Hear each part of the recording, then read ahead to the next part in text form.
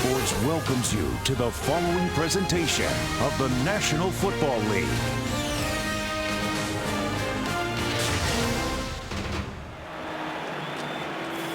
Much anticipated Monday night matchup, the Battle of the Appalachians and the battle between Culpepper and Manning. For more on that, let's go down to the field and Michelle Tafoya. Michelle. Al, Peyton Manning and Dante Culpepper are the #1 and 2 quarterbacks in the NFL by every major statistical measurement. You could flip a coin to decide which one is better. And while their paths to success have been similar in some ways, they've been vastly different in others. Peyton was born into a football family, the son of Olivia and Archie Manning. Culpepper was born in a prison and adopted by then 62-year-old Emma Culpepper. Peyton was the National High School Player of the Year. Dante was Florida's Mr. Football in high school and was drafted by the Yankees. At Tennessee, Manning was the Heisman Trophy runner-up. At Central Florida, Culpepper set the NCAA record for completion percentage. The Colts took Manning with the #1 overall pick, and 1 year later, the Vikings made Culpepper the 11th overall pick. Now, Manning became the starter right away, Al, starting in his rookie season. Culpepper waited a year before he took the reins, but both recipes worked, Al. Here they are, the two best passers in the NFL. And right now, each at the apex of his career. And we'll see Culpepper first. Minnesota will receive the opening kickoff. The RCA Dome, this 21-year-old building. The Colts in their 21st season in Indiana. Moving from Baltimore. Have not gone to a Super Bowl, but they've been close since coming to Indiana. Hunter Smith is the new kickoff man. He's wrested that job from Mike Vanderjagt, the place kicker. And the opening kickoff comes down to the 12-yard line. Kelly Campbell, one of the Minnesota wideouts, comes straight up the middle to the 34-yard line. And let's take a look at the Minnesota offense. Dante Culpepper, Central Florida. Michael Bennett, Wisconsin. Ontario Smith, Oregon Mighty Ducks. Marcus Robinson, South Carolina. Nate Burleson, Nevada Wolfpack. Jermaine Wiggins, East Boston. Brian McKinney, Miami Hurricanes. Chris Lewinsky, Indiana. Matt Burke, Harvard. Dave Dixon, Arizona State. Matt Dorsey, St. Augustine High School. And the Vikings open with Michael Bennett and Ontario Smith both in the backfield, and the game begins with a fumble. Not unusual for somebody like Culpepper.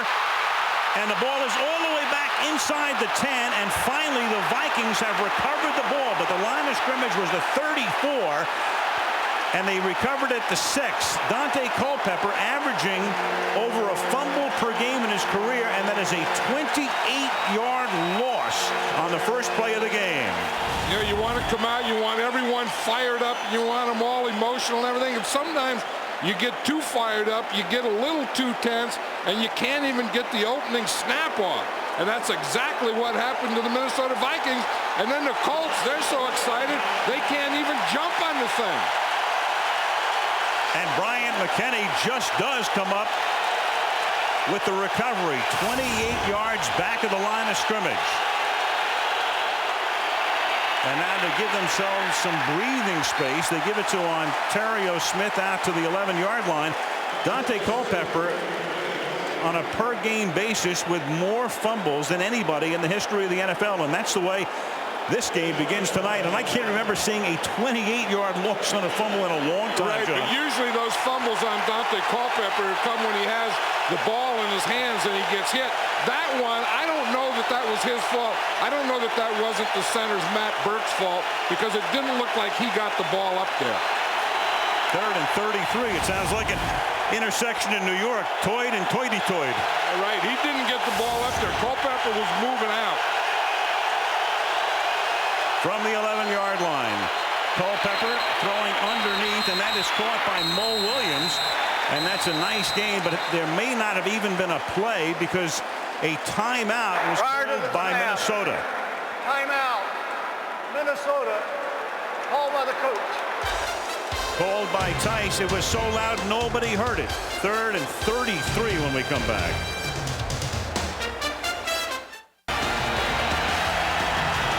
Town all jazzed for Monday night. First time we've been here in 4 years.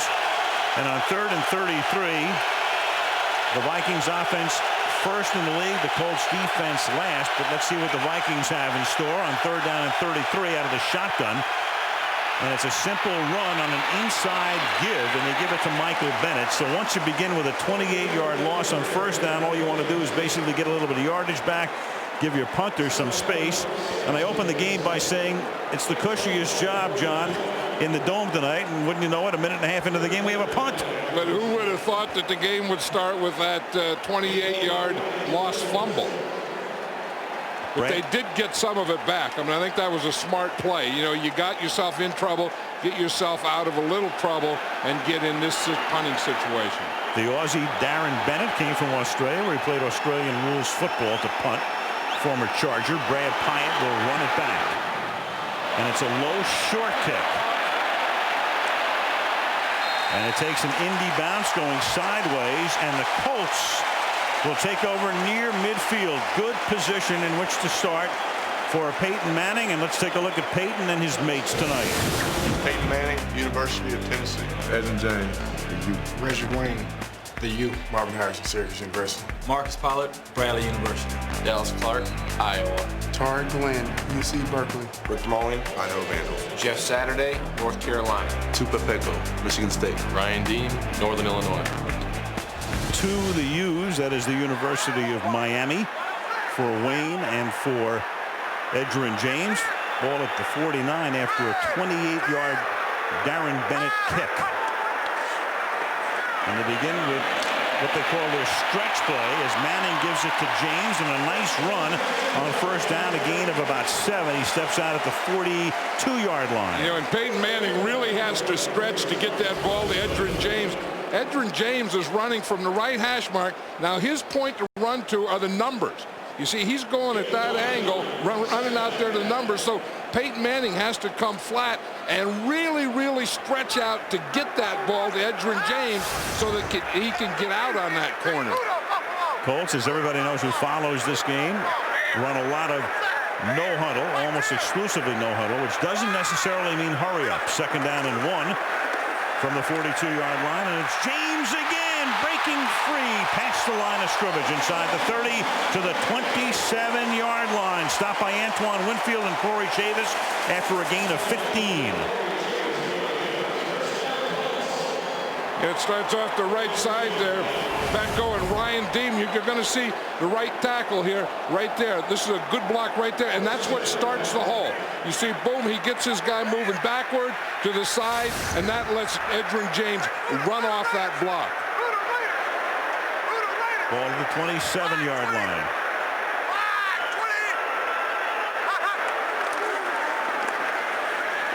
Straight give this time. James again, and they're shredding the Minnesota defense early as they take it to the 18-yard line. So James again. James has carried 3 times for 33 yards. A lot of toid and toity-toids tonight already. Well, you know how many times he carried the second half last week. He didn't carry the ball once. And Peyton Manning and Tom Moore were both saying the other day that they want to start off this game establishing the run, and I'll say they're doing it. Now a quick snap. James again to the short side of the field, and he picks up the 1st down. He's taken down by Keith Newman, the outside linebacker at the 15. It's a 1st down for the Indianapolis Colts. And that was that stretch play again. You look at Edgerrin James, and he's on this hash mark. Now, his angle is going to be right towards the numbers. You see the numbers right here, the 20. He's taking it at that angle. Peyton Manning has to stretch to get the ball out to him.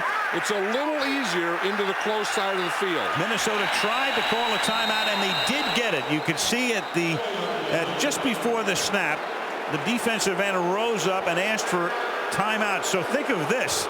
We played 4 minutes, 23 seconds, and Minnesota's been forced to use 2 timeouts. It's been that sort of start for the Vikings.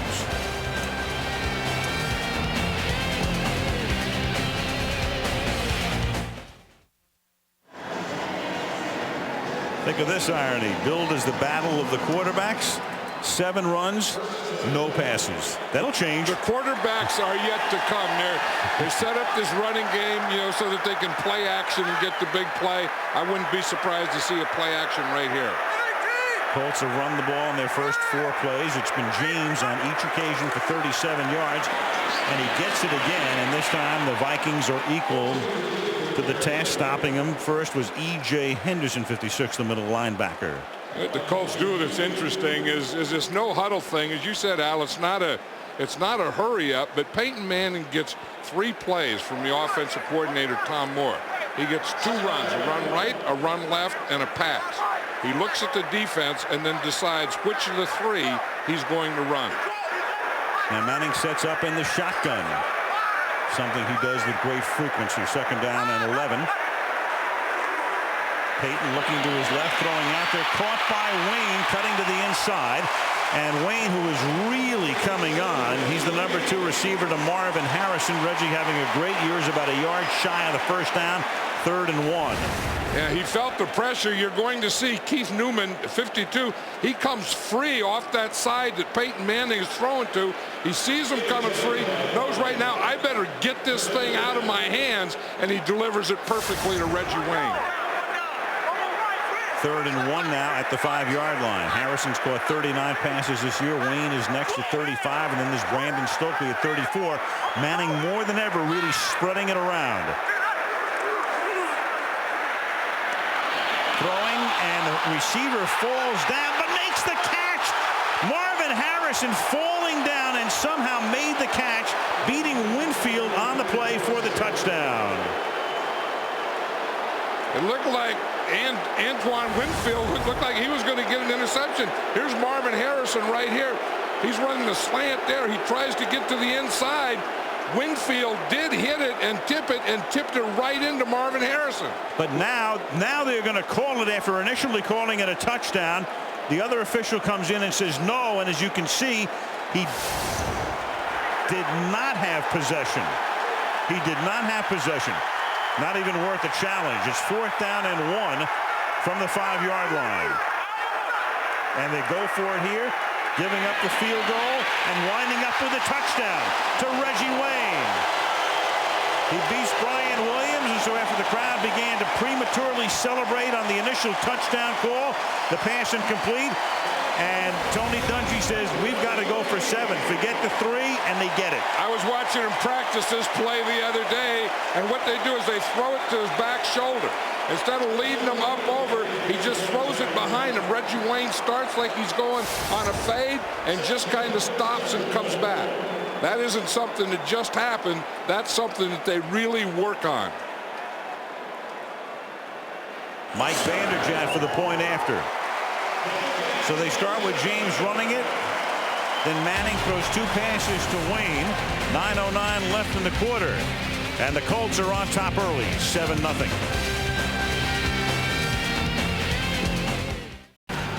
The resumption of that tremendous rivalry next Monday night. Colts, 8 plays. Wayne with that 5-yard TD reception on a 4th down play. James with 5 rushes for 36 yards. Hunter Smith, his second kickoff of the game. Kelly Campbell with tremendous speed. But can't use it there as he runs toward the sideline and is taken down. Now let's go back to take a look at the touchdown play here. And look at the clock in the bottom left corner of the screen. And you'll see this thing is going to go to 0 before the snap. But no call was made. The deal on that is the back judge. The back judge looks at the clock down in the end zone, and then he looks down to see if the ball has been snapped. So there is a tiny lag between the time he looks at the clock and looks down, and it works to the benefit that time, that little lag, of the Indianapolis Colts, because it could have been delay of the game. This is Ontario Smith on 1st down, and he picks up about 9 yards. And it's 2nd down and 1. The center of the Vikings right now, Matt Burke, is our man who's mic'd up tonight.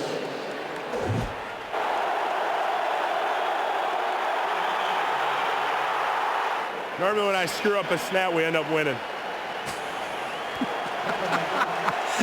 So that was his fault. It was the first snap of the game, and like I said, everyone comes out a little excited and sometimes too excited, and those things happen.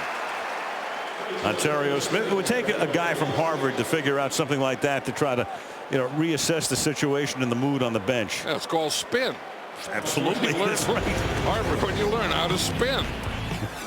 Take something bad, the loss of 28 yards, and your team's down by 7, and you spin it in. We usually win when that stuff happens. He's a heck of a center, too. I mean, he's just not a guy from Harvard playing center in the NFL. He's playing center very well in the NFL. From the 36-yard line, Smith again. Let's take a look right now, since we haven't met the Colt defense yet. Their starters. Raheem Brock, Temple. Monte Reger, Texas Tech. Josh Williams, Michigan. Dwight Freeney, Syracuse. David Thornton, North Carolina. Rob Morris, BYU. Cato June, Michigan. Nick Huff, Fort Valley State. Bob Sanders, Iowa. Dries Bashir, Memphis. Jason David, Washington State. That secondary will have its hands full tonight. Meanwhile, here is Smith, who's coming off a 4-game suspension for a violation of the substance abuse policy. He was able to play earlier in the season because he was appealing. It did not win the appeal, so now he's back. They had Mewelde Moore, a great-looking rookie from Tulane, in there. Bennett had been hurt. Smith had been suspended, but each of these guys can really do the job for the Vikings. And of all those backs, they like Ontario Smith the best, because they say that he's the best running back with the best moves. That's Mewelde Moore, who came out of nowhere to do such a great job. But he's out with a knee right now. But Bennett has come back. He's healthy. Smith is healthy, and it's 3rd down and 2 now for Culpepper out of the shotgun. And that is caught and then dropped. No, 50-yard line. Kelly Campbell went down, couldn't corral it, and the Vikings will have to kick for the 2nd time in the 1st quarter. And one thing, Dante Culpepper has to get in a rhythm, and this isn't one of his better throws here, but he's trying to bring his wide receiver coming back and throw it where only Campbell can catch it. Campbell didn't catch it. Darren Bennett to punt. His first kick was only 28 yards in a series on which they lost 28 on a fumble, and that's another wobbly, shaky, bad kick that goes out of bounds at the 22-yard line. 2nd possession coming up for the Indianapolis Colts after a 34-yard boot. Indy up 7-0. Waterway, so there'll be no surfing for Hamilton tonight or tomorrow. What would he be doing here? That is a good question. He's watching Manning and Culpepper, and right now Culpepper 0 for 1. Manning is 2 for 3. Indy with its 2nd possession. Manning off the play fake, has a lot of time, and then has to check down underneath, and the pass is incomplete. The secondary really did its job that time as we take a look at the Viking D. Kenny Mixon, Louisiana State. Kevin Williams, Oklahoma State. Chris Hovan, Boston College. Natchez Desert, Southern Cal. Keith Newman, North Carolina. E.J. Henderson, Maryland. Dontaris Thomas, Auburn University. Antoine Winfield, The Ohio State University. Corey Chavis, Vanderbilt University. Brian Russell, San Diego State. Brian Williams, North Carolina State. Winfield, the big offseason pickup, free agent, played with Buffalo. High snap, and Manning corrals it. But the timing is off on the play, and James can go nowhere as he's tackled at the 20-yard line. Kevin Williams, the first guy to come in. You know, that's one of the things that the Colts are trying to do. They go 3 wide receivers, and then they get the Vikings into a nickel defense, and then they want to run against it. But that bad snap and that draw play didn't fool anyone. But that's a big thing now in football. You know, spread them out, and if they go nickel and take linebackers out and play with defensive backs, you run at it. If they keep their base defense in, then you throw it. Here they have 4 wide receivers. On 3rd down and 11. They rush 4. Manning to the outside. James makes the catch, and out of bounds he goes. So he has 3 good receivers in Harrison, Wayne, and Stokely, and James can also catch the ball extremely well. 15-yard pickup, 1st down. Yeah, that's exactly what they did on that play. How they have 4 receivers, and you can see here they just run these 2 off, and they just clean out. And then here comes Edgerrin James, and there's no one out there. See, the 2 wide receivers just run them deep, run them off, and then Edgerrin James can come underneath and get enough yardage for the 1st down. 1st and 10 at the 36-yard line. Took it down to 5 minutes to play. in the first quarter. Good start for Indy. Very poor start for Minnesota, beginning with that 28-yard fumble. 28-yard loss. James again seeing a lot of action early tonight. Edgerrin James, of course, he came from the U, as he says, the University of Miami. In effect, that was a deal where Marshall Faulk went to St. Louis. Indy used the draft pick to pick James, and he was terrific in his first 2 seasons, won 2 rushing titles. Then he got hurt, and now they say that he's back to pretty close to 100%. Tony Dungy said, you know, he's as good as I've ever seen him, but I wasn't here before he was hurt, so he doesn't look like there's anything wrong to me, he says. 2nd down and 5. Manning caught and appears to be a little short of the first down as Marvin Harrison makes the catch. Tackled by the rookie out of Auburn, Dontarius Thomas, and he is short by inches. 3rd down and 1. Yeah, we just see this cold offense, and you can see why they go for it on 4th down there, because, you know, we talked earlier, they really don't have the defense, but their offense is so good that they can, you know, play relaxed and take chances, because they know that if they have to get into a shootout, they're very, very capable of doing that. And they can run it and pass it. When they get you going like they're getting the mixture here, this is the toughest offense in football to defend. They bring in the tight end Dallas Clark. They also bring in Mungro, who sets up as the fullback here to help pave the way for Edgerrin James, and he's able to turn the corner, pick up the 1st down, and get into Minnesota territory behind Mungro and Clark. They bring those 2 guys in, and they pave the way. They were the road graders. Peyton Manning is over there, and he's saying, hurry up, hurry up. He wants Tom Moore to get him to play. And you see, this is an I formation stretch. Now he has to get that ball out there. Again, Edgerrin James going to the angle of the numbers and then making his cut off that. They'll run the stretch in 1 back like they're in right now, or they'll run the stretch from I formation, but they won't run the stretch from shotgun. So this is either going to be a pass or a draw. From the Viking 49-yard line. It's a full start. 5 yards.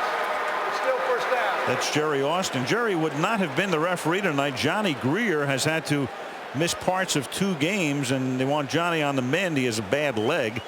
So with Johnny Greer now aboard to combat, Jerry Austin, one of the senior officials obviously in the league, gets to ref tonight's game with Greer's crew.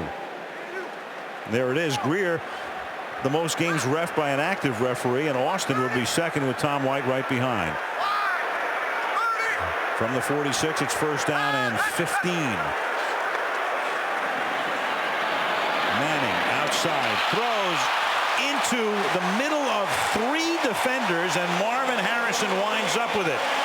800th catch of his career, good for 16 yards. It's put up on the board, and the crowd so salutes Marvin Harrison, number 11 in receptions with 800. And they should salute him. Marvin Harrison, quietly one of the top players, not only top receivers in football, but one of the top players in all of football. Now off a quick count, James to the 35-yard line, picks up a couple. Kenichi Udeze, the rookie out of USC, makes the stop, and there's a penalty. Yeah, and they always talk about tough receivers and tough guys and what they have to do. This is a tough guy. When you come in there like this, and he's going to throw the ball right into that window, and he knows he's going to catch that ball in the window, and there's going to be 3 white jerseys there, and you catch it and you go in there, you are tough. And Brian Williams gave him a forearm shiver right there at the end of the play. Meanwhile, because they ran it on a quick count, Minnesota had too many guys on the field, 12. That's one of the big advantages of going no huddle. That's why Peyton loves to get the play early, have the option of either going on the quick count or taking his time. And this is James to the 32-yard line. How is Marvin Harrison stacking up with some of the others? We'll take a look at this. In the history of the National Football League, there is nobody, including Jerry Rice, who's gotten to that number this quickly. Harrison at 131. It took Rice 154 games, or the equivalent of a little bit more than 9.5 seasons to get to that point. You notice something those 3 guys have in common? None of them were showboats. Exactly. 2nd down and 4. Reggie Wayne makes the catch. He takes it to the 25-yard line. And one of the reasons Harrison's numbers may be a little bit down this year, John, is the emergence of this guy. Yeah, and that's the thing that, Peyton Manning knows that, too. I mean, he likes to get the ball to Marvin Harrison. He's his guy. Marvin Harrison is always out on the right side. So when he draws coverage, then Peyton Manning still has some pretty good options. One, of course, being Reggie Wayne. The other one is this guy right here, Stokely in the slot. He is a real threat. Hasn't caught one yet, but this year, good year for him. He's averaging close to 5 catches per game. Play fake, wobbly pass, and the pass is incomplete, and Wayne is saying, where's the flag? And it was held. Brian Williams with the coverage, and there is a flag. The flag is dropped at the 10-yard line. Antoine Winfield plays the other corner, and he's a very good cover guy and a very good corner. So most teams that play against the Minnesota Vikings will tend to stay away from that right side and throw to the left side where Brian Williams is. Williams taking over. They lost Ken Irvin, their fine cornerback, in warm-ups on opening day. Gone for the season. Achilles injured reserve. Grabbing and twisting the replacement. Number 29 to the defense. 15 yards. Automatic first down. Yeah, if you just grab it, it's garden variety. But when the ref says grab and twist, you know it's going to be the major variety. See, and there's Brian Williams. He's starting to bail out there. He gets his hips turned, and then Reggie Wayne can run that out on him. He makes a pretty good turn there. I really didn't see it, but I guess he did it. I saw the grab. I didn't see the twist. No. I mean, maybe that was a 5-yard variety that they turned into the 15-yard variety. I didn't see the chubby checker. 1st and 10, 29 seconds remaining. As they'll spot the ball at the 13-yard line. Colts controlling the ball for about 2/3 of the first quarter. So he audible once, and now he's audibling again, and that's the advantage of getting the play in early.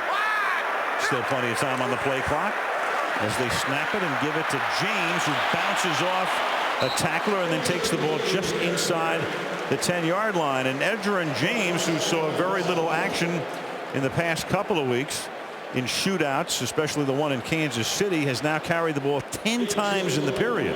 Well, and that was one of the things that Tom Moore said he wanted to call early was more runs to Edgerrin James to get him established and started early in this game. Colts threatening, leading 7-0 after 1. And Monday Night Football from Indianapolis resumes after this message and a word from our ABC stations.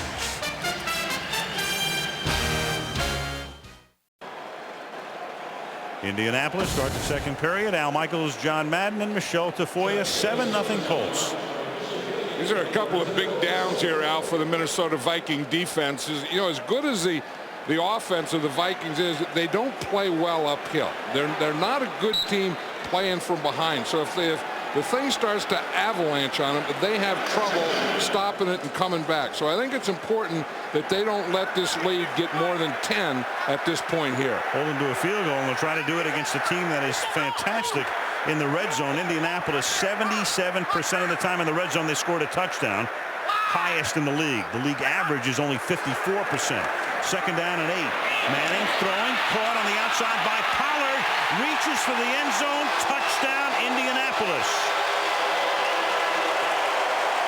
Brian Williams again is the guy involved in the play. He couldn't tackle him. Pollard broke out of it. 10 yards for the touchdown, and it's 13-0 with the extra point upcoming. You're going to see Pollard. He's the 3rd guy in, and you have 2 ends, and then he runs you out, and again they go for the 2 inside guys. The 2 inside guys run everyone off, and Marcus Pollard goes to the outside, and there's no one there until he gets to the end zone. In every Colts game this season, all 8, Manning has thrown 2 or more touchdown passes. That's 24 on the season. Not yet at the halfway mark. Marino's mark is 48, and Indy leads 14-0. Looked great in knocking off St. Louis yesterday. Bills Pats. Most TD passes first 8 games of a season. You can see Marino in '84. Warner in that Super Bowl year, '99, and Manning now at 24 with the rest of this game still to be played. Dan that year wound up with 48 touchdown passes, still the league mark. So at the moment, Manning is slightly ahead of that pace because there's still about 3 quarters to play in this one. Kelly Campbell to run this back, and Campbell able to turn the corner, and the Vikings need a big play, down by 2 touchdowns, and they just got one, and a flag comes in at the end of the play on the sideline. Hunter Smith was able to knock him out of bounds.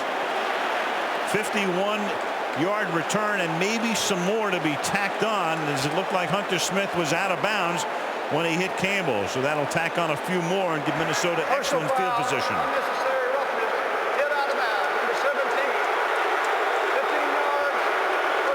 That is the call, and that's exactly what Minnesota needed to get right back into this game. Right, and Hunter Smith was probably frustrated because of the lousy kickoff. Tony Dungy's son right there with Marcus Pollard.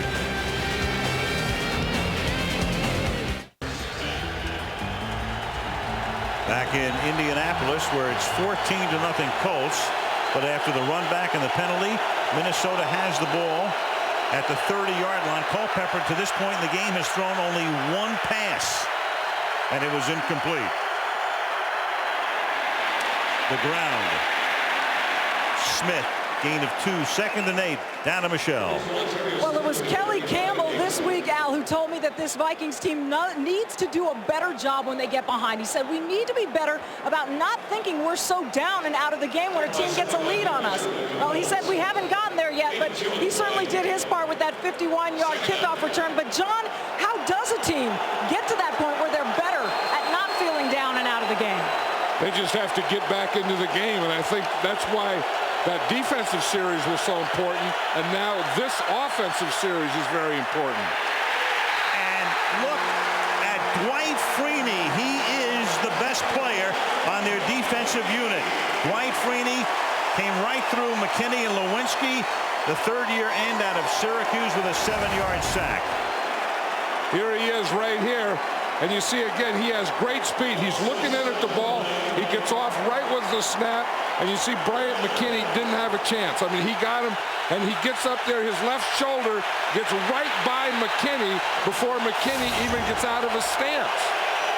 3rd down and 15. 16 minutes into the game. Culpepper is still looking for his first completion. Is able to get away from a would-be sack. There's his first completion, but it's only to the 25-yard line. It's caught by Jermaine Wiggins. Monte Rager put the pressure on, and it'll be 4th down. Hey, that just shows how strong Dante Culpepper is. I mean, he weighs 265 pounds, and they didn't get a first down on that play, but they did put him in good field goal position. And just stay alive. I mean, and that's exactly what he does is you can rush him and you can get to him, but he's very, very difficult to get to the ground. 42-yard attempt now from Morton Anderson. Started the year with Kansas City in his 23rd season, and the ancient wonder puts it through. Morton Anderson now 45 years old to make it an 11-point game. 14-3 Indianapolis. Downtown Indianapolis lit up on this Monday night, and now we come back inside. My apologies, by the way, to Morton Anderson. He's only 44 and a quarter. It's Gary Anderson who's 45. You get your Andersons mixed up from time to time. Yeah, I was talking to Morton Anderson before the game, and he was an exchange student here in Indianapolis, and this is where he first kicked in his life. Right, born in Denmark, came here early. Pyatt is the returner, brings it back out to the 13-yard line with 12:37 to go in the half. You know, here's the pass tree, and this is what Peyton Manning and Marvin Harrison come out and they do before practice. And you see the short routes, and then the middle routes at 10 to 12 yards, and then the deep ones. That would be the up, the post, the corner. Here you're going to see a post pattern. And you think that these things just happen, but watching them like this before the game, watching them in practice, watching them on the bench, they're always working, they're always talking. Look how a quarterback and a receiver talk to each other. with their mouth and their hands. Look at that. You know, there are different horses for different courses, and then there's McNabb and Owens and their communication. A little different. I like Peyton Manning and Marvin Harrison. At this point, pretty good combo. 9-yard gain on first down here for the hard-working Edgerrin James, who has now carried the ball 11 times for 58 yards. Like we said last week, he didn't carry the ball once in the second half, and he said after the game he didn't even feel like he played a game. He's going to feel like he played a game tonight. 2nd down and 2 from the 22-yard line.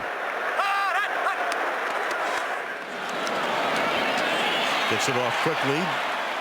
Harrison makes the catch. 3rd grab for him. Here's Michelle.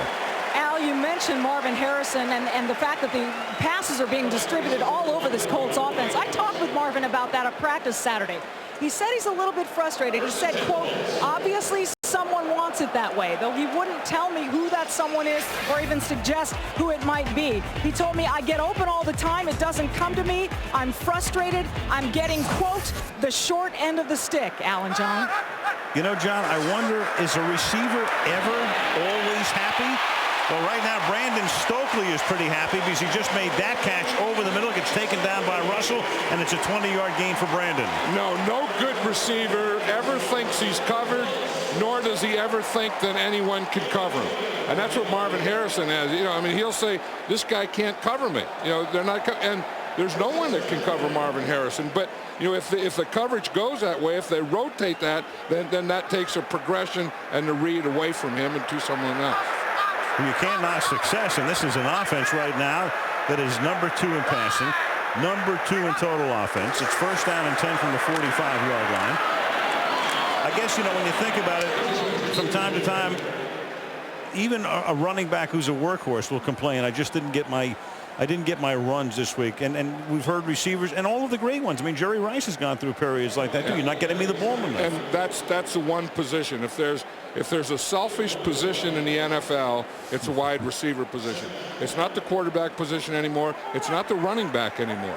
I mean, it's the wide receiver. And I think sometimes they get carried away with their numbers and worry about those things more than they do winning the game. And when they do that, that's wrong. That's why I hate incentives and contracts.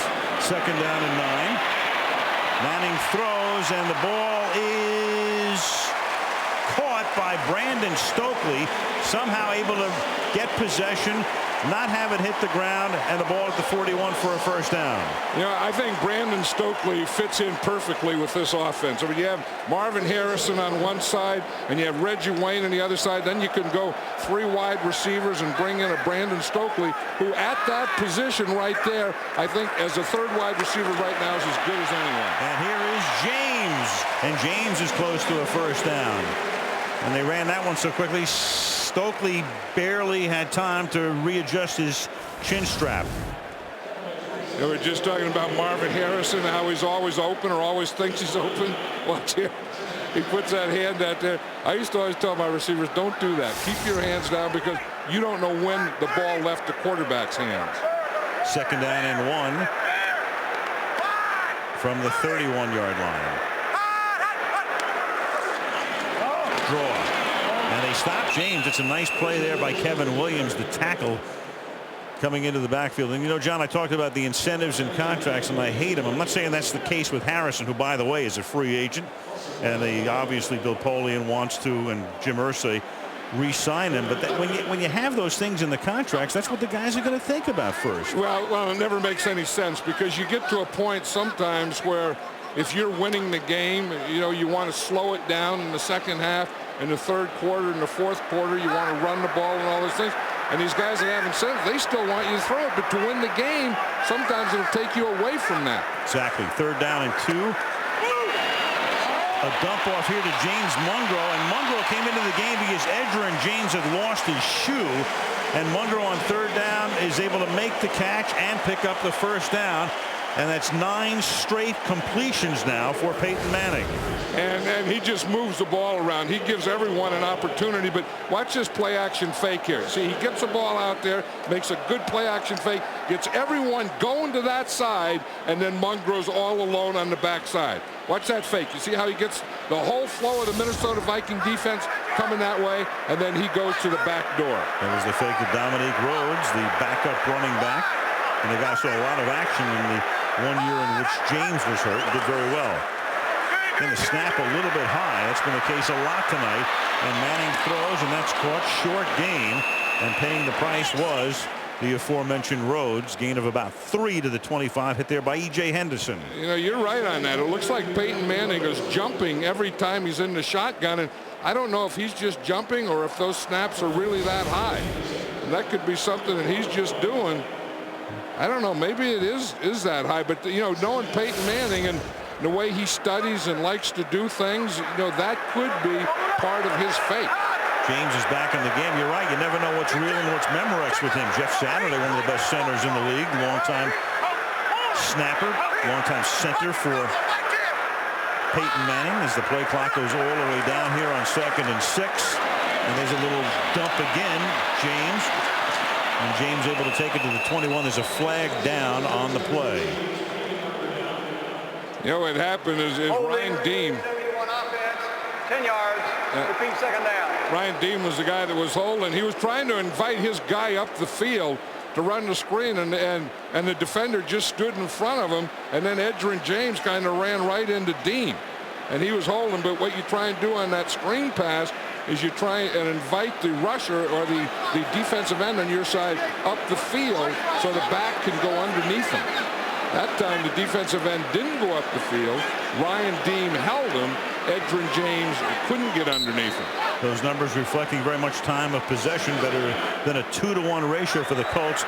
And who would believe with 6.5 minutes to play in the half, Dante Culpepper would have one pass completion. 2nd and 16 at the 35-yard line. Manning feeling the pressure and stepping up, and incomplete intended for Marvin Harrison. By the way, the next time he hits Marvin Harrison, it's another milestone. They will break the all-time record for most completions, quarterback to receiver.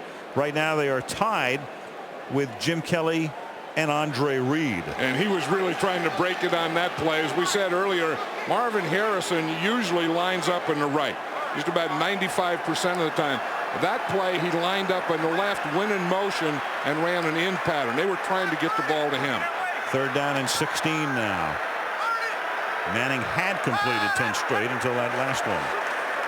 You know, a little hop as he takes what appeared to be a pretty good snap, and he gets taken down. Kevin Williams, 2 big defensive plays for the 2nd-year tackle out of Oklahoma State, who leads all NFL defensive tackles with 5 sacks and now 6.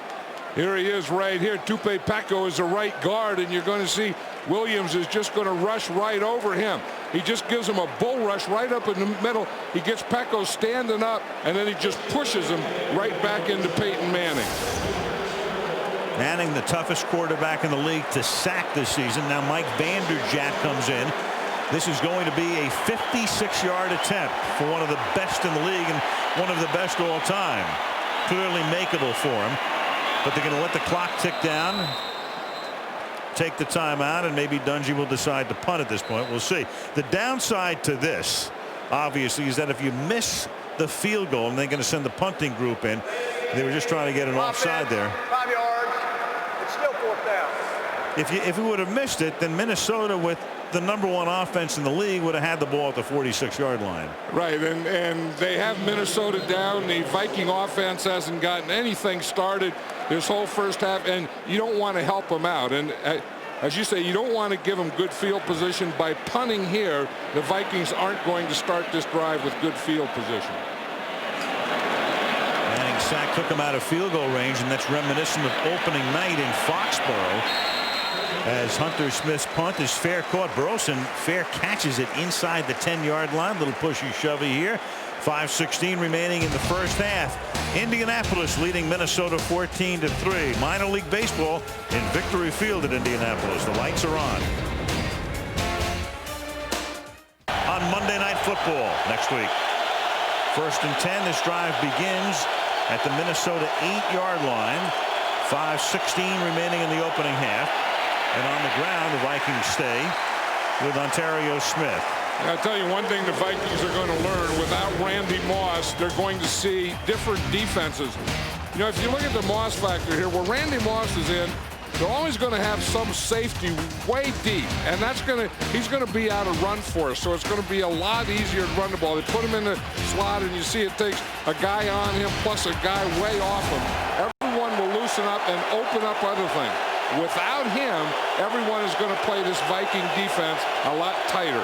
And Randy Moss might be out for 2 to 3 more weeks.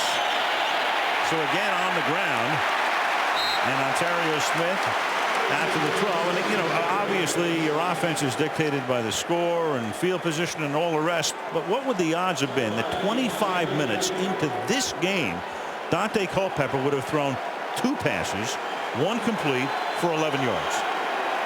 Well, the thing when you play the Colts and Peyton Manning and they get hot like they are, they're going to not only score points and move the ball, but they're going to keep it away from you. And that's what they've done to the Vikings and Dante Culpepper so far. Culpepper working against the worst defense in the league and the worst pass defense in the league in terms of statistics. And that's batted in the air and luckily caught by Ontario Smith. Dwight Freeney was the guy who batted it in the air, and it's enough for a first down. Boy, is he quick, though, Dwight Freeney. You know, this is a tough play. He would be about as tough as you'd have to play a defensive end in a dome like this. You play him inside, and he has this artificial turf and this crowd noise behind him, and a guy that can move like Dwight Freeney, he would be a nightmare for an offensive tackle. 1st and 10, ball at the 20-yard line. To the outside, caught on the outside there by Marcus Robinson. Robinson will have to step it up in the absence of Moss. Robinson, 8th-year guy out of South Carolina, 6 years in Chicago, 1 year in Baltimore prior to Minnesota. But you know, as you watch Dante Culpepper, you know that he's going to get started, and that's all they have to do is get some good field position. Last time they had it, they got a field goal. Get some good field position and get him into some type of rhythm. He's been in no rhythm because they haven't had the ball enough yet. That's a false start, so they'll push him back 5 yards. Chris Lewinsky.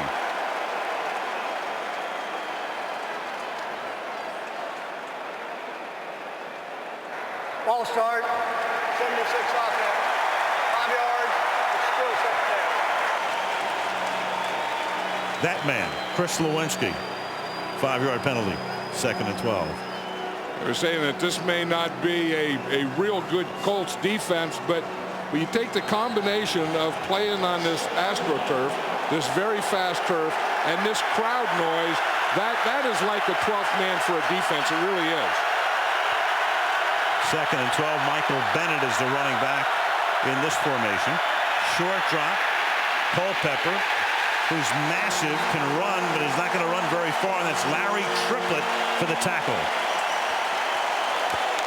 That was the thing Tony Dungy was talking about. He said with Dante Culpepper, he's going to move, he's going to scramble, he's going to get away, but you have to chase him. You have to keep going after him. You have to get him to the ground. And that time Larry Triplett did it. 3rd and 11 as we took down to the 2-minute warning, and the Vikings have just 1 timeout. Out of the shotgun. It's a silent count.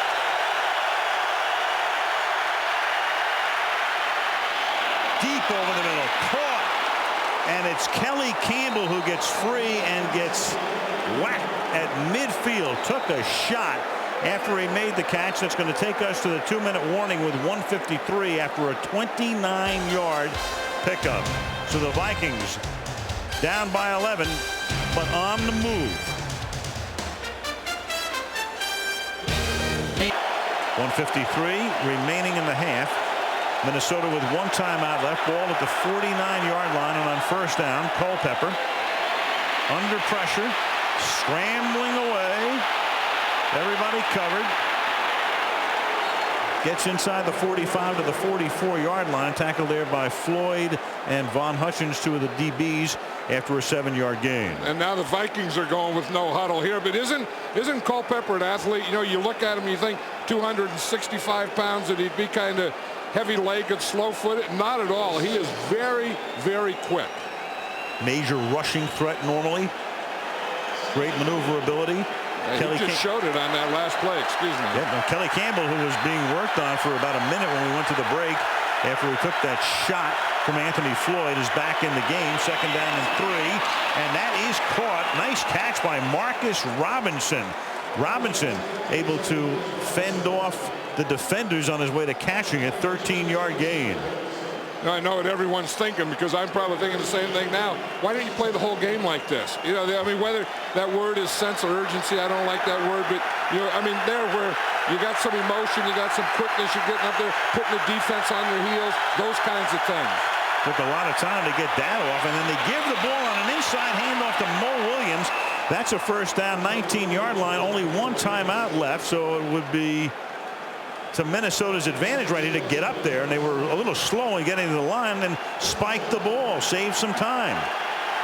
And finally they do, but that took a long time, 5 or 6 extra seconds before they were able to spike it. Now Culpepper, that's the sign for let's rehuddle. Of course they can rehuddle now with the clock stop. Yeah, and the thing is because they have the 1 timeout, they still don't have to throw the ball in the end zone or to the sidelines, and that's why you like to keep your timeouts, because then you can throw the ball any place in the field. And I think that's you can go right here to the end zone, because I think the closer you get to the goal line, sometimes the tougher the throwing. It's easier throwing here than it is 5 or 10 yards up the field. Just inside the red zone. From the 19 on 2nd and 10. Instead, they throw it underneath, and even if you complete it, you have to use your last timeout. 3rd down and 10. We're talking about Dwight Freeney and his quickness down there, and the combination of his quickness and the crowd noise is really a nightmare for a tackle. You just see, I mean, he has great knee bend, and he can just come around on a stunt and just get right in front of the quarterback and make him throw that bad throw that Culpepper just threw. Shotgun on 3rd down and 10. Minnesota trying to culminate this long drive with a score. Williams has it. Williams is going to take it to about the 5-yard line. They have to take a timeout here, and they do. They have to at this point, but it leaves them with just 1 play. I mean, that was not a well-executed usage of the clock. They couldn't spike it in time. Took a long time for the timeout. Here comes Anderson of the Seattle Seahawks. And Charger fans, we've got Charger highlights tonight. What a story that is in San Diego, John. Yeah, you talk about teams flying under the radar. I think the San Diego Chargers were for a while, but how about that clock management? I never had the feeling that the Vikings were trying to score a touchdown. I just felt they were trying to get in field goal range.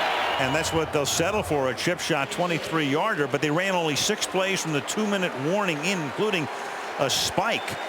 At least they turned it into a 1-possession game. They have turned a 14-0 deficit into a 14-6 deficit at the half. And coming up next, the Toyota halftime show when we come back after this message from the NFL and a word from our ABC stations.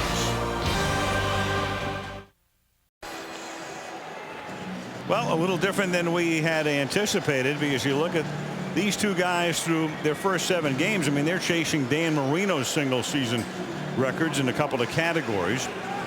And then tonight, Culpepper, remember, only had 1 completion through about the first 25 minutes. Then he had that last drive that resulted in a field goal.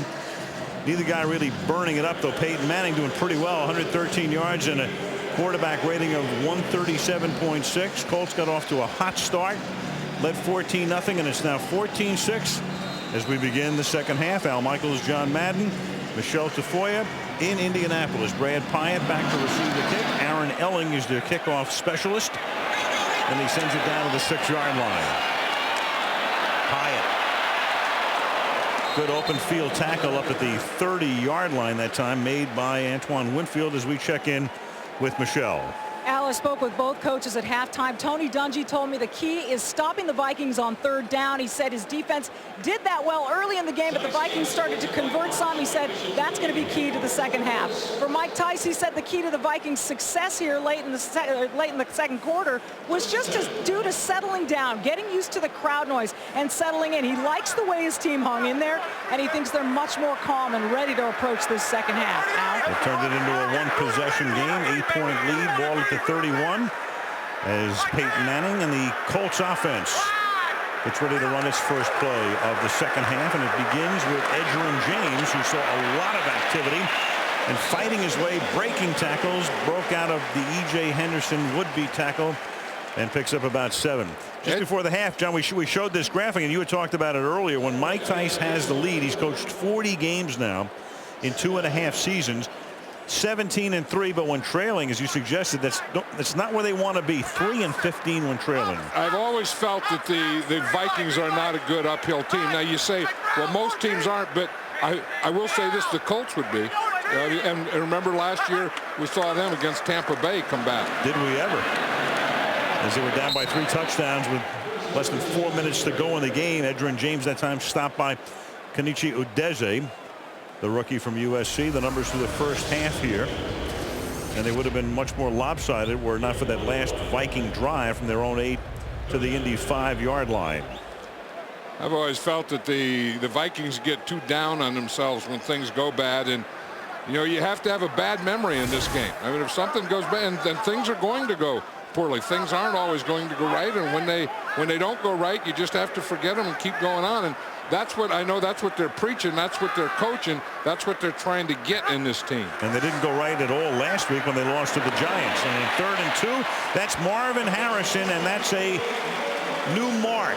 So Harrison became the earliest to get to 800 catches, and now he and Manning together have combined for more completions than any other quarterback receiver tandem in the National Football League in the history. Watch Marvin Harrison here. He not only uses speed to go vertical and to do those things, but he uses his quickness to go inside and find holes for Peyton Manning. 1st and 10 now at the 47-yard line. Stretch play, James to the outside, and here comes the flag. You know, one thing about Edgerrin James, he gets so low in his running position that he doesn't give you anything to hit. 10 yards, repeat first down.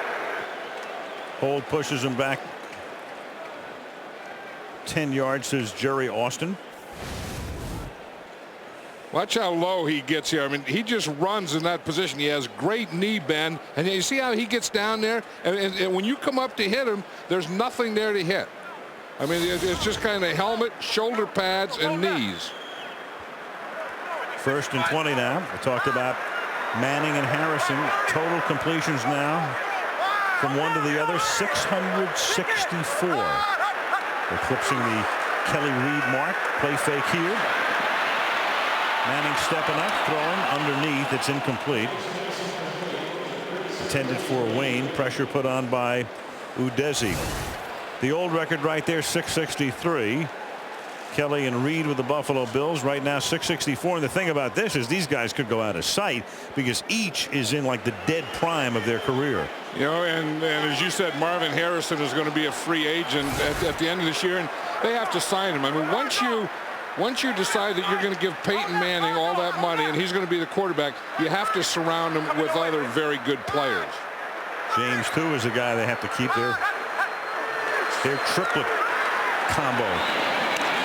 Caught Dallas Clark, tight end, 2nd-year guy. Ball up at the 44-yard line. Antoine Winfield makes the tackle, setting up 3rd down and long. The other thing that Peyton Manning does so well in that shotgun is get that ball from the snap and then get it quickly to a throwing position. You know, you can't leave it out there for a long time. You have to get it, then put it quickly in the throwing position so that you can make that quick release. 40% of the snaps that Manning takes come in the shotgun formation.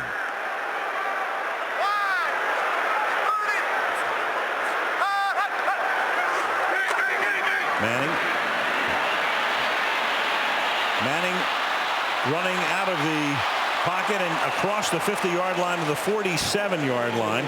Antoine Winfield stops him there, but because of that penalty, they don't pick up a first down, and then comes the punting group. Yeah, the defensive line ran a stunt there, and then he had to get out of it. You see, here come the Vikings, and they come on a stunt up the middle. He sees and feels that and knows that he has to run. I have no idea what he's stretching for here.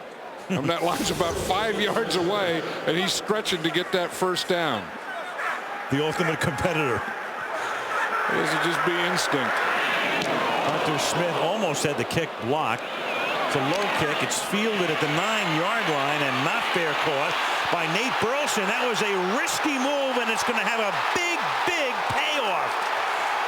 Burleson with Campbell out there to block for him, and he's going to run it to the end zone.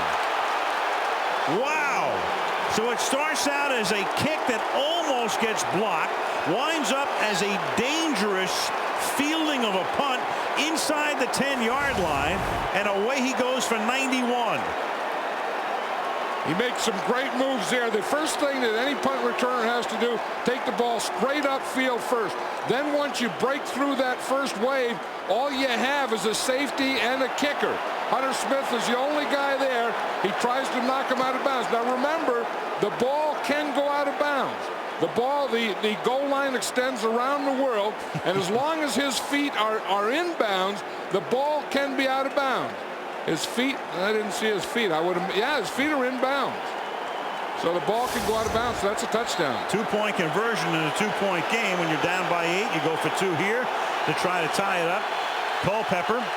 Crowd, of course, doesn't like what they saw on the replay, and I think they want Dungy to challenge it, but he won't win the challenge. And now Culpepper will try to take it in himself, and with that big body, there's no sign yet. Did he get across the goal line? He did, to tie the game. Dante Culpepper has some rhythm going now, and he just runs that ball like a fullback. You know, he's a 265-pound quarterback. He's a quarterback when he has to be. When you need a fullback, look at this. The old forward lean play here to tie the game.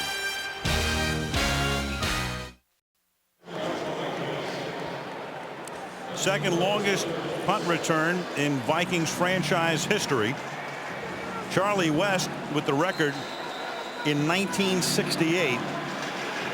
98 yards. This was a 38-yard punt. It was a 91-yard return.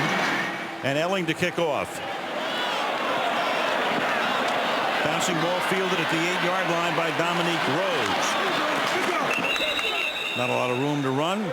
28-yard line. So the near block in the kick and a touchdown. Watch Kelly Campbell, number 16 here. Right there. He almost blocks it. In fact, he was held before that. So then the ball didn't get up in the air. It was kind of a line drive kick. And you watch when Nate Burleson catches the ball here, there's no one around him. And then he breaks his first wave right here. Then all there is a safety there and a kicker.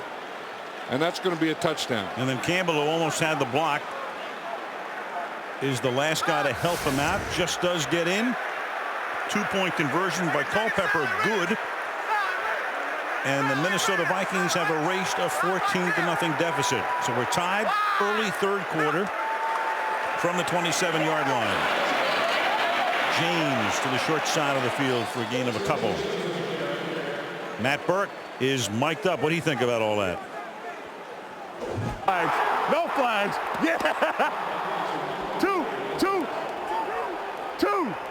I like those kind of drives. It's been about 4 years since we returned a punt. That's what guys from Harvard know. They know all the stats, all the records. They know everything. But anywhere you can get life in a game, you need it now, and that's what the Vikings got. I mean, they got it from their special teams. Now they have all the momentum, and here the Colts have been stopped since their first 2 drives. And James is about a yard shy here. 3rd and 1. The next play coming up for Indianapolis. I know what the Colts are doing here is you think, okay, now it's 14-14. We had everything going. We were on a roll. Let's go back to the same way we started. You know, we don't have to go and throw every down. We can still stay in balance and move the ball on this defense. 3rd and 1, and this is one of the rare times that the Colts will huddle up as they come to the line in a tight formation with just one wide out in Harrison from the 36-yard line. The Vikings are playing with 3 safeties, what they call big nickel. Oops. And Manning can't believe that Marcus Pollard was the man who started before the snap. Ball start, 81 offense, 5 yards. It's still 3rd down. Back to 3rd and 6 now. You know, those are the things that drive a coach crazy. You know, you talk about discipline, and sometimes you think it's, oh, guys, you know, beard is too long or something like that, and that's not. I mean, discipline is when you get up there and you're short yardage, your goal line, you're anything, you play the snap count. There's no way in that situation, you're the home team, the crowd's not bothering you, there's no way you should jump. And a holding call on the last drive short-circuited that and forced the punt that was run back for the touchdown by Burleson. 3rd and 6. Manning moving to his left and throws high, intended for Stokely, covered by Winfield, and it's 3 and out for Indianapolis. After that penalty, then they got him in 3rd and long, so the Vikings substituted, and they went to 6 defensive backs. Antoine Winfield, number 26 there, he's covering the slot guy, Stokely. He's the best cover guy. Stokely couldn't make a move on him. Manning is throwing at one place. Stokely's going another place, and Winfield caused the whole thing. Hunter Smith into the game. Low spinning kick. This time Burleson takes it at the 19-yard line. Breaks 2 tackles, but not a third, as they gang up on him at the 24-yard line. Here comes Culpepper now after a 50-yard boot, 6-yard run back, and the game is tied in Indianapolis. Because that's the scene for Hoosiers, one of the great sports films, obviously, of all time. Don't you feel like you could just hit a jumper on that court? No question. Looks so easy. 1st and 10, 24-yard line. Culpepper starts this drive with a pass to Jermaine Wiggins, who's played in a couple of Super Bowls, one with New England, another with Carolina, and hopes to play in a 3rd, 2nd, and 1, gain of 9. Well, the Vikings figured out one thing, that Dwight Freeney here, if he's going to play like that, we better get him double. So they're sliding the line, and you get Burke is coming over to that side. If he's going to take it inside, you have the tackle McKinney blocking him, and then the center Matt Burke coming to his side. Mike Tyson, his 3rd year, took over when Dennis Green left at the end of the 2001 season. And across the middle goes Michael Bennett, stopped by the rookie Bob Sanders, and that's enough for a 1st down. Mike Tyson, longtime tight end, played at Seattle, learned a lot from Chuck Knox when he was there, then with the Vikings, was an assistant coach. And then Green made that sudden departure. Mike was named the interim coach and then got a 4-year contract, or a 3-year anyway. And there's Red McCombs, the owner, who says he plans obviously to exercise the 4th-year option, and depending on what happens this year, maybe extend it. You know, John, every time I look at Red McCombs, all I think about is he's from San Antonio, his own sports teams. Larry Brown used to coach for him when Larry was with the Spurs. So a few years ago, he buys the Vikings. He goes home. He says to his wife, Charlene, and by the way, it's their 54th anniversary tomorrow, "Honey, I just bought the Minnesota Vikings." And she said, "Are you crazy?" And he said, "Nope, I'm 70. And I have enough money to do what the heck I want to do." Absolutely. It's fun time.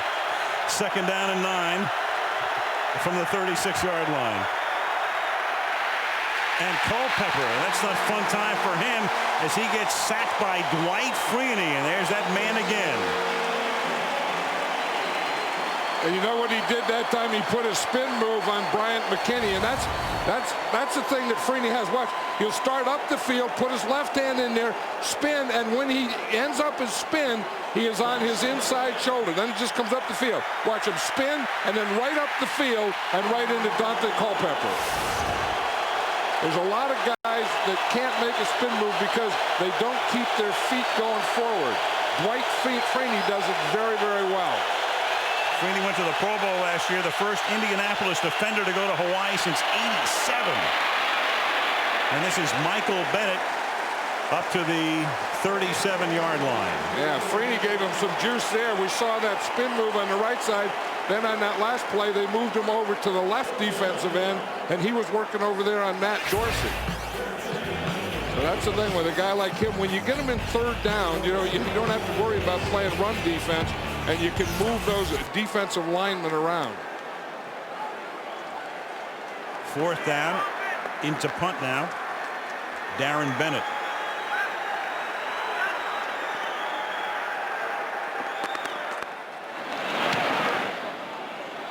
This one's a good one. Hyatt Fields at the 15, and great coverage downfield quickly to make the tackle on him is the former Giant Ralph Brown. 5:20 left in the third. Good one. Heating up in Indianapolis. 14-14. A week from tonight. This drive begins at the 13-yard line for the Indianapolis Colts. 5:20 to go in the third, in a pretty rapidly paced game as Manning throws a wobbly one, but right on target to Marvin Harrison. And he takes the ball into Minnesota territory to the 46-yard line, a 41-yard gain. The first thing you have to look at here is the play action. That's going to hold everything in the middle. You see how they ran that stretch play, then they faked that stretch play. Then they bring Marvin Harrison across from the left side, and he goes in that area that was vacated by the guys that went for the play action fake. First down and 10, 46-yard line. This time they give it to Edgerrin James. They either give it to James or they run a lot of play fakes. Manning, 40% of his passes this year have come from what's called play action. You fake the run, you throw the pass, and it's the most in the league. There it is. Peyton on top, double the league average. So in other words, 1 out of every 5 passes in the league includes a play fake. And as you can see, Culpepper is right about the league average. It was surprising last week. They were way behind to Kansas City. They were still running play action fakes, and Kansas City was still going for them. At some point, you have to say, hey, the guy has to pass. Forget the play action. Second down and 7. Manning throws. What a catch by Harrison. What a grab. Winfield with the coverage. How did he bring that one in? I don't know. He has great hands. You always say, what are hands? Someone to catch the ball. Hands are when both hands work together. When the hands go down, both of them go together. You just come out there and just pluck that ball out of the air. Peyton Manning, he just knows that. I mean, he has so much confidence in Marvin Harrison. He knows if he gets it close, Harrison will get it. So in rapid order, they have moved the ball from their own 13 to the Viking 35.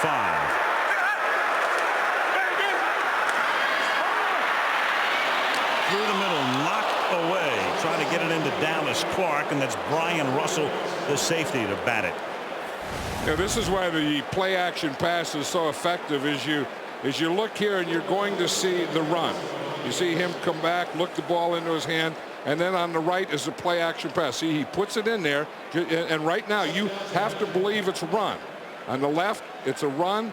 On the right, it's a play action fake. He looks at the run, and then he studies that and tries to make the same move on the play action fake that he does on the run. Just buys that fraction of a second that very often makes the difference. And again, the fake there. Clark makes the catch. It'll be first down and goal from the 9. 27 yards. When you're a play action fake team, you can play action fake all the time. Most teams won't do it from the shotgun. You watch here, the Colts are in the shotgun. He does a play action fake first, that holds the line, and then he gets Dallas Clark in behind. You see how it just holds that linebacker for a step, and that lets Dallas Clark get in behind him. That linebacker was Michael Teal. First down and goal, under 3 to play in the third.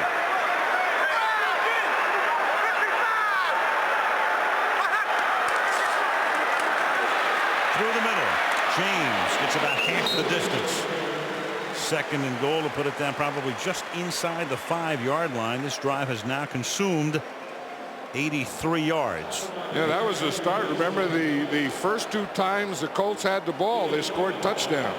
And then they had some bad things. They had penalty and punt, and then they had the penalty with the false start.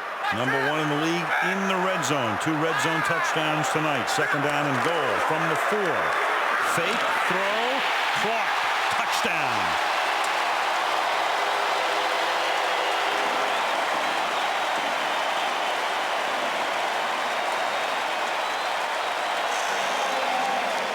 Yeah, the tough thing when you're down that close, you have to get turned around quickly. Watch, see, he turns his back to the play, then he has to turn around and locate Clark.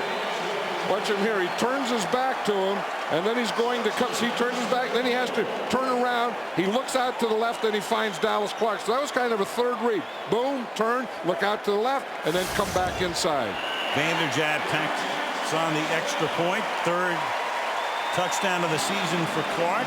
Manning has hit 6 different receivers for touchdowns this season. His 25th TD pass of the year. Colts by 7. Jimmy Smits guest starring in the season's most powerful episode. All new NYPD Blue tomorrow on ABC. Hunter Smith's kick is short hop at the 10-yard line by Derek Ross. Brought down up at the 29-yard line. So after the Vikings tied the game, they now trail by 7 again. In comes Culpepper with 2 minutes and 1 second to play in the 3rd. 7-point Indy lead. RCA Dome. Vikings, of course, play in the Metrodome in Minneapolis. Same type of building. Ball at the 29. Same type of noise, except it goes in the other direction tonight. And on 1st down, the pass is caught by Jermaine Wiggins. And he turns that into a 9-yard gain, diving over Nick Harper. 2nd down and 1. Yeah, that was one of the things that the Vikings wanted to do tonight is run a little more and then get their own play action pass going, and then eventually go for the big plays off the play action pass. And that's kind of in lieu of having Randy Moss. And Moss out with a hamstring. Had played a couple of cameos in the last couple of games, but he'll be out tonight for sure next Sunday, and who knows after that. Look at that. Culpepper out of a rocking chair hits Jermaine Wiggins, who had all that time. The line did a wonderful job. Bob Sanders makes the tackle, but the ball is in Colt territory, and it's a 1st down. You know, he had Marcus Robinson down here on the left side, and they were trying to do just what we were talking about, go play action pass and go for a big one. He was looking out here to the left of Marcus Robinson. He didn't have anything there, but he had great pass protection, and he was able to come back to the right. But he tried to get the big one. He tried to go for the bomb to Robinson. Final minute, 3rd quarter from the 46-yard line. On the ground, this is Bennett, who can't get out of his own tracks. Bennett had been hurt first part of the season. Made a big splash when he came in from Wisconsin. About as fast as any running back in the league. You know, here's one thing. You know, we talk about playing without Randy Moss. This is one thing you wouldn't see with Randy Moss. The 8th man in the box, or the safety coming up. To see Bob Sanders coming up there to help to stop the run, having the extra guy. If Randy Moss were there, you don't play that defense against the Vikings. I remember when you said not only is he great, but he's the best decoy in the league too. And that's what I think they're really missing here now. 2nd and 12. Very slow developing and risky play, but it turns out to be a good play for the Vikings as Bennett makes the catch and turns what would have been a loss or maybe a fumble pending this penalty call here. There's a flag down into a good gain. There's a flag down. Austin has just signaled end of the quarter, but now he has to check with one of the other officials to see what the call is here.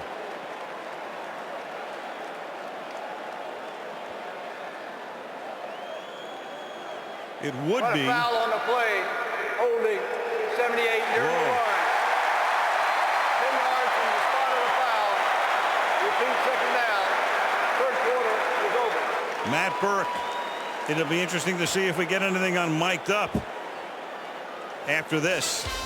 So back they come. The third quarter is over.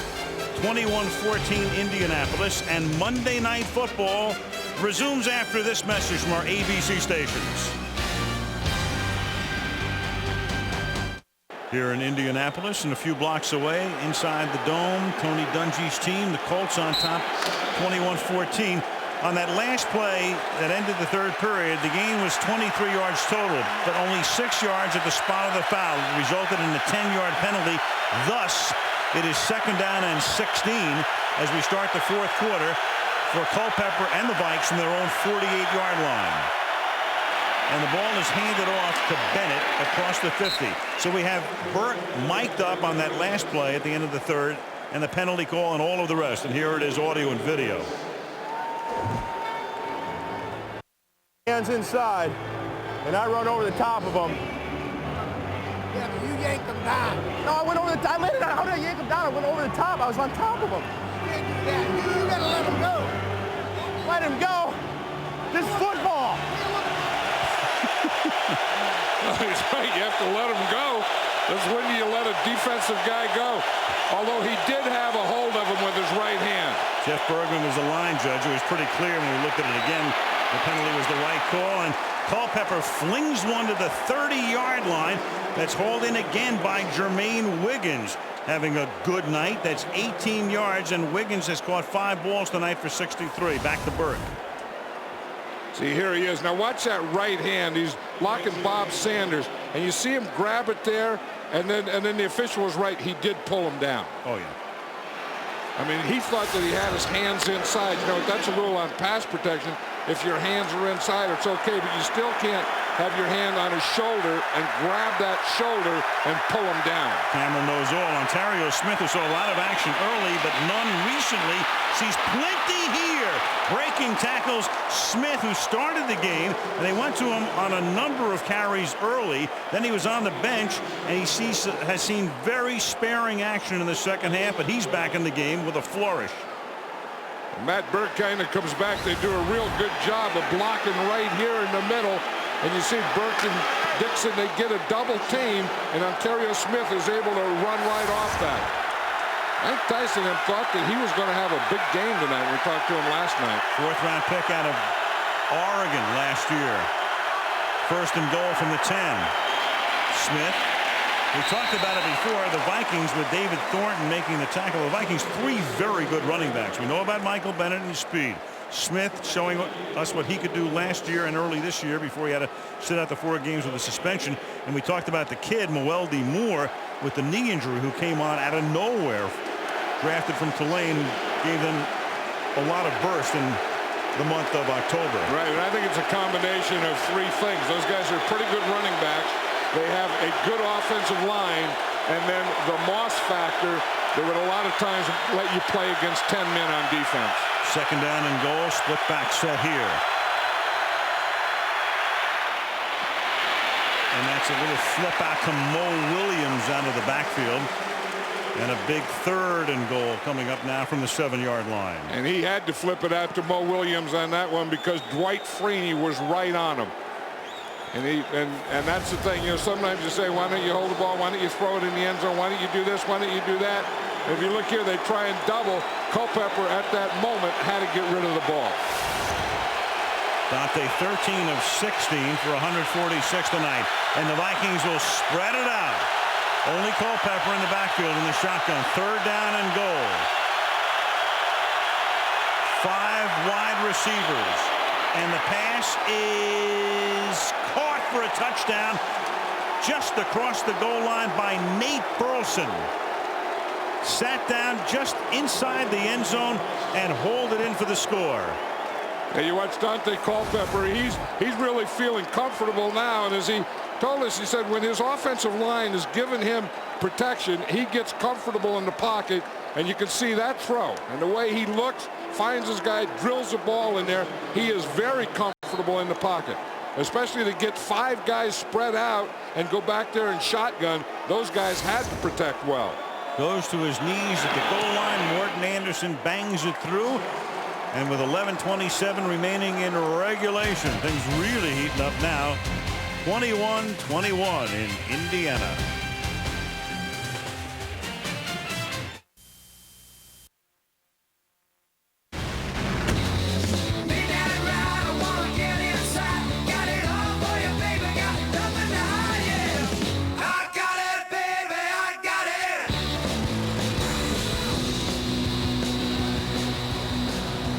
Vikings scoring drive.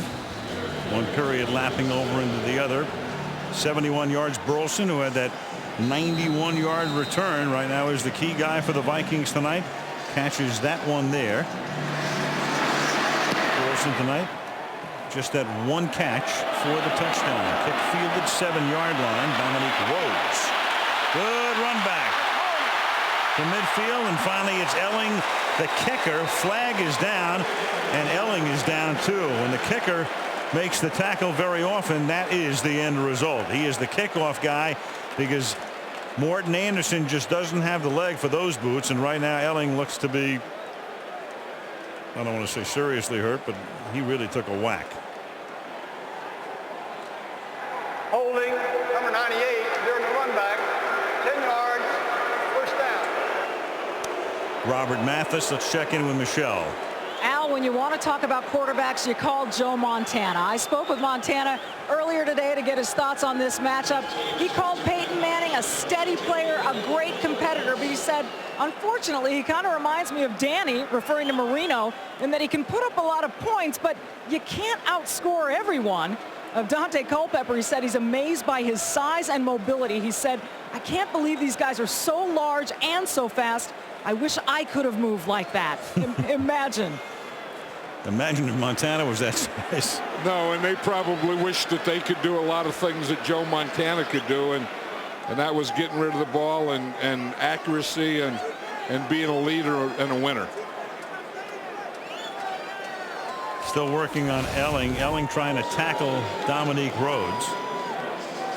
You know, that's the thing. I mean, they go to their knees, they close their eyes, they cross their legs, they do everything wrong, and then they stay in a flinch position. I mean, you know, kickers in all due respect, you know, they just kind of practice kicking. They don't practice the football parts of football. I was going to ask you, I mean, how much tackling work would a kickoff guy get? Any? No, none. I mean, you know, they get some form stuff or they go through stuff, but you can see that, you know, that he wasn't too excited about having to do that, and most of them aren't. I mean, the last thing any kicker that I know wants to do is to have to make a tackle. So Morton Anderson will, I'm sure, assume the kickoff duties. There he is. Elling is also the guy who would kick long field goals because Morton's range right now is only about 45, 46 yards. First and 10 for Indianapolis now from the 35-yard line. Manning dumps it underneath. Caught by James up to the 47-yard line. Edgerrin has a first down. Yeah, that's the thing that you always have to do against this Colt team. You know, as you worry about the wide receivers, and the wide receivers getting downfield and the speed of them, so you're giving them depth. You don't want to get beat deep, and you leave a lot of underneath stuff open for Peyton Manning. They haven't gone to Reggie Wayne in a while, have they? Well, now that you mention it, look for it. Gain of about a yard here. Tony Dungy, take a look at this. In his career, in the history of the league, most wins, no losses in games in which a coach is led by 14 or more. Dungy, perfect. Brian Billick, perfect. Mike Hollowback, the old New England, when they were the Boston Patriots coach, 2 ties, no losses. So Dungy is in that position here where his team early led by 14. Edgerrin James to the 37-yard line. You know, and a lot of that with Tony Dungy was the defense that he had at Tampa, and then he comes here and it's the offense he has here with the Colts because they can score so quickly. They're never out of any game. And again, if you want to play pass, they'll run. If you want to play run, they're going to pass. And look at this guy. I mean, he just has moves on moves, doesn't he? Well, he's pointing to someone, telling someone to do something. And that's 106 yards for Edgerrin James tonight, who's averaging close to 5 yards per carry. First and 10 from the 38. Manning's going to throw it outside to James. And James escapes the would-be tackle for a 7-yard gain. Lance Johnstone could not bring him down. Edgerrin James, a little more about EJ. One word that defines me is real. straight up and down. What you see is what you get. I would have loved to have met Walter Payton. My definition of a winner is no matter what hand you're dealt, you go out and succeed. My biggest fear is going broke. My favorite rappers are Trick Daddy and Jay-Z. Richard Pryor makes me laugh so hard. Edgerrin James, and here he is again. It's the Edgerrin James show to the 20-yard line. And another 1st and 10. Most yards from scrimmage per game, it's Edgerrin James. For guys who played a minimum of 50 games, with the equivalent of a little bit more than 3 seasons, Jim Brown and LaDainian Tomlinson, 129.3, and tonight 118 alone for him, and 33 through the air. 1st and 10, 20-yard line. Dominique Rhodes started to go to the other side. Manning says no. I think Minnesota only has 10 guys out there on defense. Timeout. They have had no linebacker play at all on this drive. Tie game, costly timeout. We'll see. Indy leading. Minnesota tied it. Monument Circle again. Indy retook the lead. Minnesota tied it. And now it's 1st and 10 at the 20 after the Minnesota timeout because they had only 10 men on the field. Dominique Rhodes in the backfield, and he is stopped after a gain of 1. They're in the red zone at the 19-yard line. And as you say, this is the best team probably in football in the red zone. I mean, they practice this a lot. The whole thing, they have packages. They can go 2 tight ends to get you here. In this case, they got 3 wide receivers. Stokely in the slot here to the left.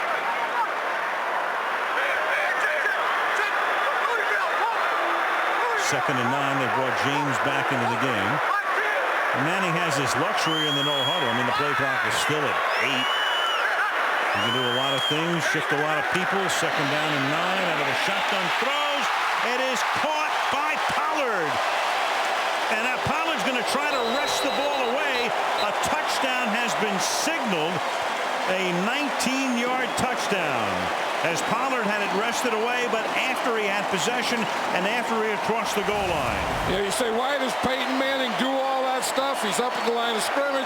He calls. He changes a play. He gets from the T formation into the shotgun. This is why. Look, he gets in the shotgun.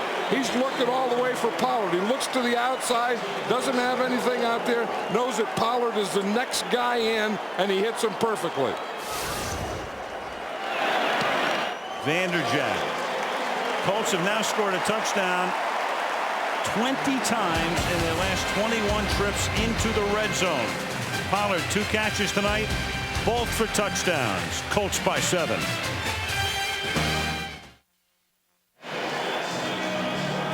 Peyton Manning looking over the notes and pictures and going over things with Tom Moore on the bench. Manning tonight 4 touchdown passes. He threw 5 against Kansas City and lost last week. Pollard has caught 2 balls, both for touchdowns.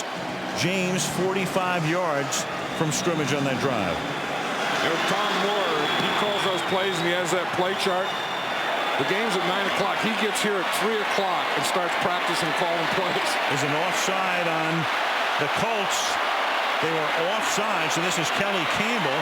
And Campbell now brings it back up to the 40, and a flag comes down at the end of the play. So the kicking team was offside, and then there's a flag as the tackle is being made.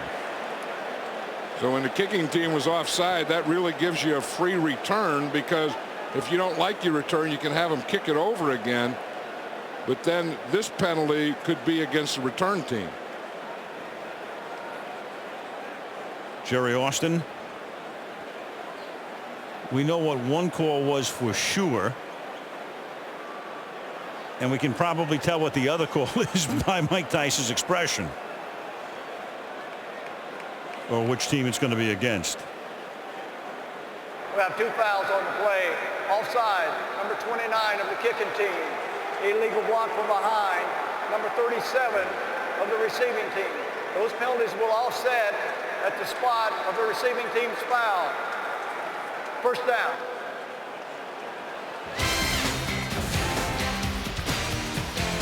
Dante Culpepper ready to go to work again.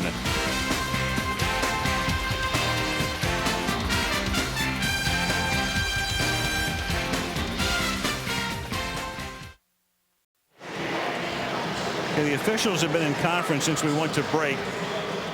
In this situation, Minnesota has an option because they got the ball with, in effect, clean hands on the offside on the kick, the offside of the Colts. So they could either have a re-kick despite the fact they were penalized, or take the result of the play with the penalty. And that is what they have done. They could have either had the Colts re-kick from the 30-yard line with the dual fouls, or what they have chosen to do is take the penalty at this particular spot, 35-yard line. Yeah, because they do have good field position. 35 is good field position, and look out, all of a sudden that field position is not very good thanks to Dwight Freeney, who does it again, but there's another penalty marker down.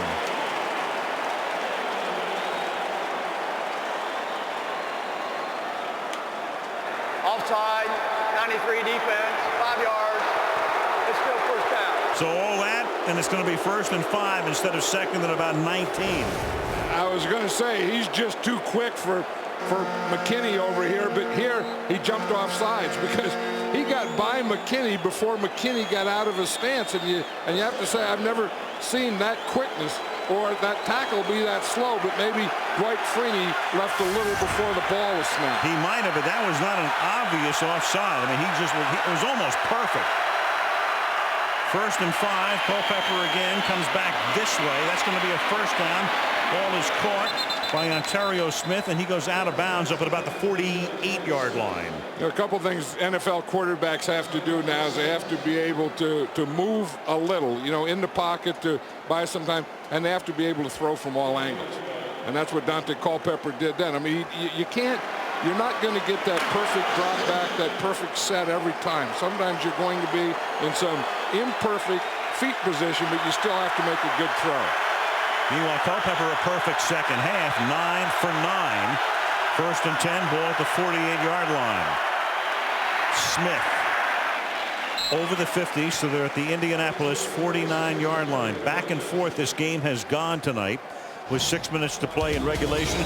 Peyton Manning 245 yards and 4 touchdowns. Dante Culpepper 162 and 1 touchdown. There's Edgerrin James 118 yards on the ground, 33 more receiving. Burleson the big play, 91-yard punt return, 8-yard touchdown reception, and it's a 7-point game. Ball at the 49, 2nd down and 7. Colts showing blitz, and again there's action up front. And it's going to be against Minnesota. 74 offense, 5 yards.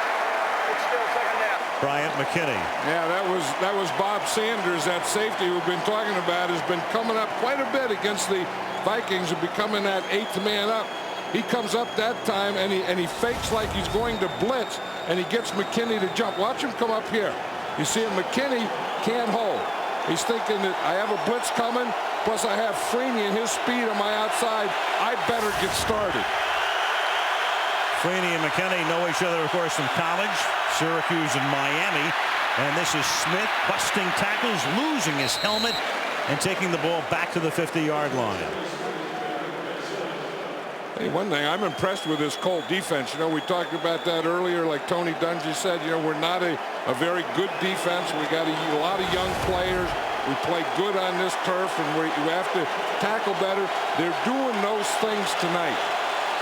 They came into the game last in defense, which means they've given up the most yards, last in pass defense, and 14th in rushing defense. 3rd down and 8. Crowd roaring. Culpepper to the near side here, and that's going to be a little short of the first. Marcus Robinson made the catch. Was the play whistle dead? It was. Head linesman comes in, and there he is, number 48 to the right, and says The play was dead at the 43-yard line. Now what does Mike Tice do? This is a very interesting situation here. You don't get the first down. You still have plenty of time. You go for it on 4th down in this field position. Mike Tice has already made the decision they're going to go for it. I think they have to in this situation. 4th down and 1, 43-yard line, but they're going to take a timeout first, and that's their second. So it becomes even more compelling for Minnesota to convert here with just 1 timeout left. 4th and 1, and the play of the game coming up when we come back.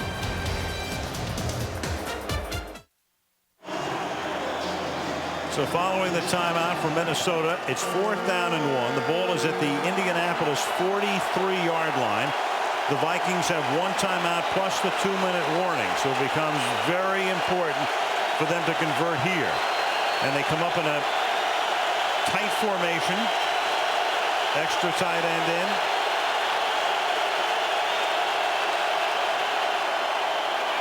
Fake.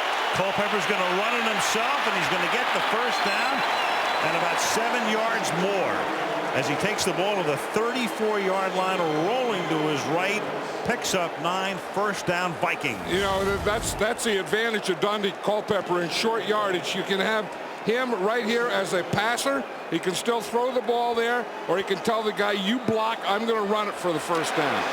That gives you the two-way go. See, it's an option. It could have been a pass, but when he sees that he can make the first down there, there's no need to throw it. Ball at the 34-yard line.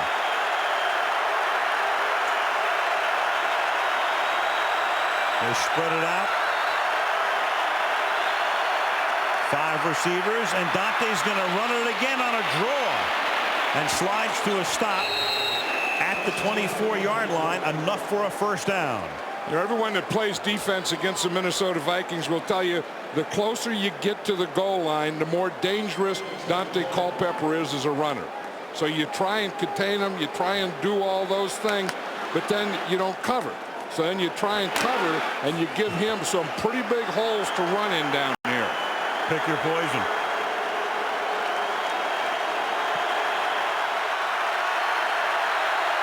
From the 23-yard line.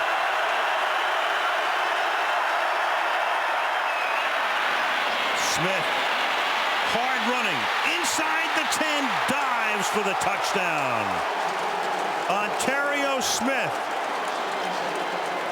who saw a lot of action early, almost no action in the middle of the game, and now he's the man again out of the backfield. 24 yards, and he's gained 80 yards in the game, and they're an extra point away from tying it up. Watch this. They're going to pull Matt Burke and David Dixon. They pull both the right guard and their center.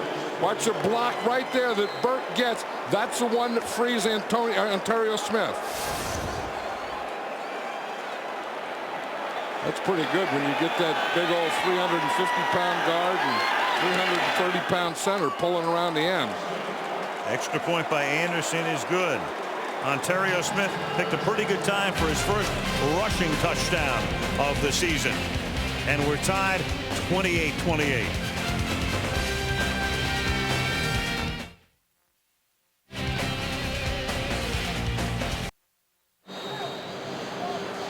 Above the RCA Dome.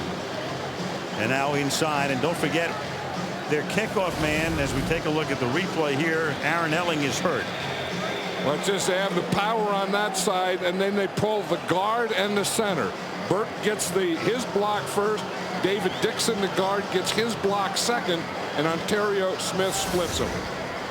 And now Anderson is going to have to kick off. Morton started the season kicking off, and as you can see, 6 kickoffs, and the opponent's average start was the 38-yard line. So he wasn't kicking off well enough. That's why they brought Elling in to be the kickoff specialist and long field goal guy. But he was hurt on the last run back, and so the 44-year-old Morton Anderson sends this one skyward. 12-yard line. Brad Pyatt coming to the near side of the field and is forced out of bounds up at the 28-yard line with 2:50 left in regulation. Monday Night Football being brought to you by T-Mobile. Get more minutes, more features, more service. McDonald's and the coldest tasting beer in the world, Coors Light, the official beer sponsor of the NFL.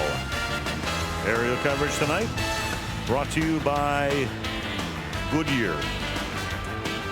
Now we're talking football, huh? Now we're talking football.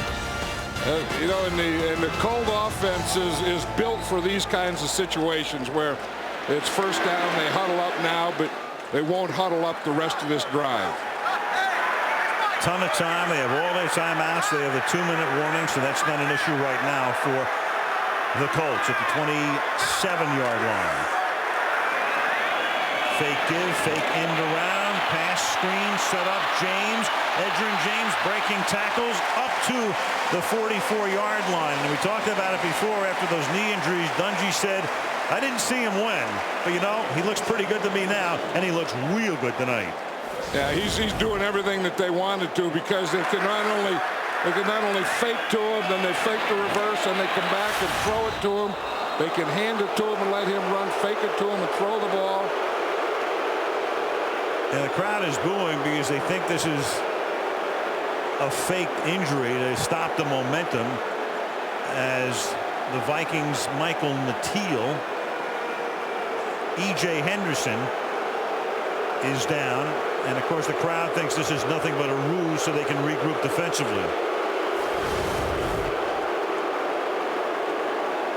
Yeah, he's on the left side of the screen right there, and he just starts to limp off and then goes down.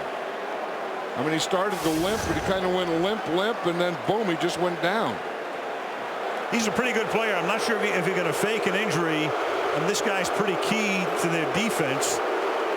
You might want to have somebody else fake it. You're not going to fake it. It was legitimate, because, I mean, you can see right here and see the hit. Watch his left knee. Watch what happens there. And then, like you say, you wouldn't want to fake it because you have to take the guy out, and you don't want one of your players to have to be out in this situation. Now the rule is, had that happened inside the 2-minute warning, that would have cost you a timeout, and Minnesota only has one. But Henderson's going to go to the bench. You feel here, Al, like the last team that has the ball wins? I think you're right.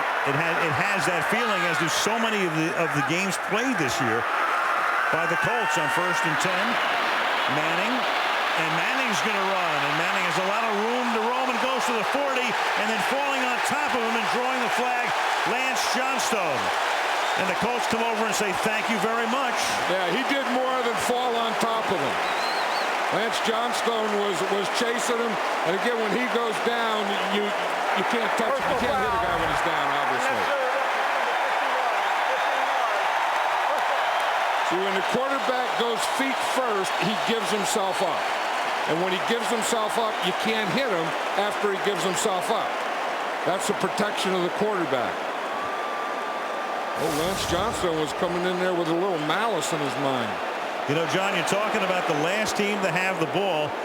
I think what Indianapolis has to think about now, and I know it runs counter to what some people think, you've got to score when you can score. Yeah. But they have to also think about, you know what, you can take this clock way down. You've got Mike Vanderjagt, a terrific field goal kicker, and leave Minnesota with this potent offense no time. Yeah, because that's the thing that they have to worry about, is if they score too quickly, they're going to give Dante Culpepper plenty of time to score against them. Meanwhile, the clock's going to next stop at the 2-minute warning. They're already in field goal range. James takes it to the 23-yard line. So now you have the 2-minute warning with 1:59. It's going to be second down and about 8 when we come back. Manning will go to the sideline. Vikings will regroup, and we'll go inside the 2-minute mark. Locked up, 28 all.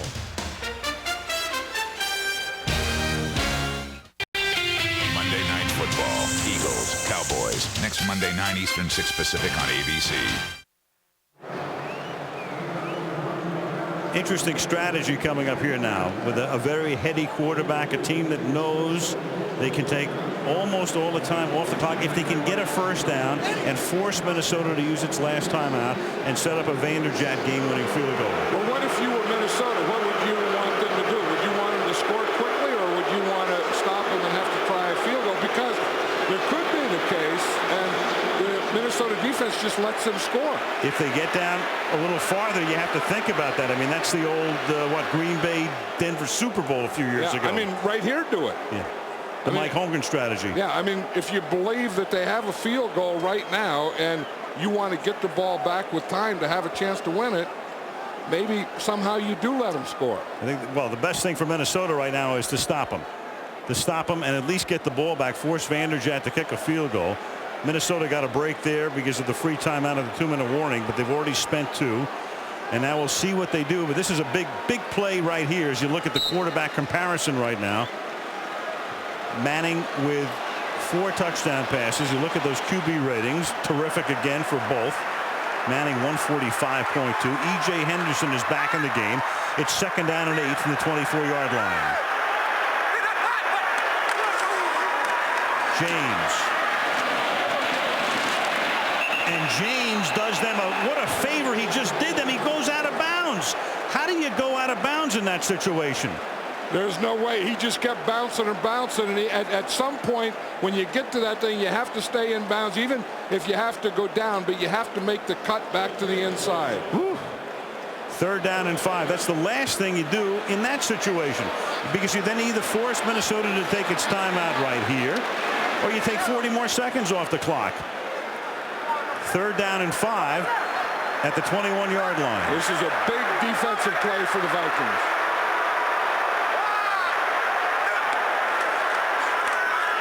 Manning, a little dump shovel. James atones, picks up the 1st down, takes it to the 15, and now it's all in their hands. Minnesota can only stop it 1 time. Okay, now we go back to the question, you let him score now. Is this left-handed? Sure yes, it is. It is left-handed.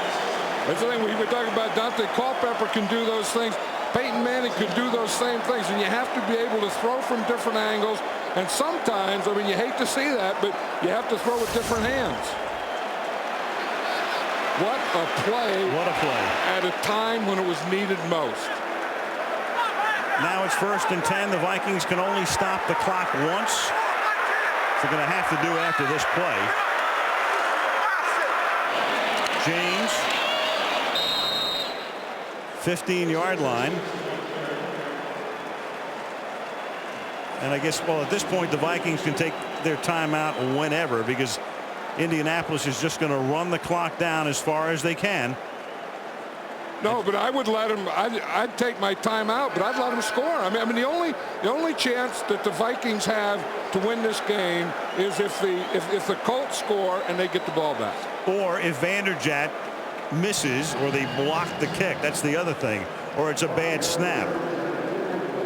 Chances of that happening are fairly minimal, because Vanderjagt, as I say, is one of the best in the league. Let's look at this pass again.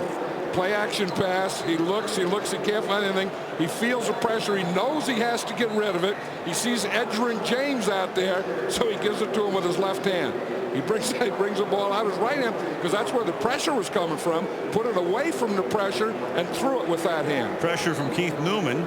Comes in, figures he's got the right hand well taken care of, and says, what? Now that is a football player. That is a player.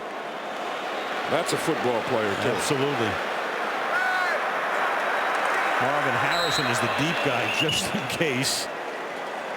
So they'll keep the clock winding down. And Mike Vanderjagt will be coming in to try to wrap this one up for Indianapolis. Well, the Colts weren't going to fall for that after the timeout, were they? They weren't going to run any play because they knew that same thing. So they just had Peyton Manning take a knee. Colts will let the clock run all the way down. Now, if I'm the Colts at this point with 3rd down, I think I might bring Vanderjagt in here, because on 3rd down, let's say there was an errant snap, you'd still have the opportunity to kick it on 4th down. So they're going to take a timeout here. I think I would take my chances if I'm the Colts, instead of running it all the way down, kick it here, do whatever you want on the kickoff, and take my chances that way. I agree with that. If you ever have that decision, that's the one that you have to make, because like you say, if you miss the kick, you don't get to kick it over again, obviously, but if there is a bad snap or anything goes wrong with it, you can regroup and then kick it again on 4th down. So I agree that they should kick it now on 3rd down. But the way it looks right now, they are going to run it down to a couple of seconds and just let Vanderjagt kick it at the buzzer, keeping the offense on the field. So they're going to come to the line. They're going to kneel down, and then it'll be 4th down with a couple of seconds left in the game, and it'll be up to Vanderjagt. Peyton Manning has already talked to the referee to tell him when he wants a timeout, and he takes it right then at 6 seconds.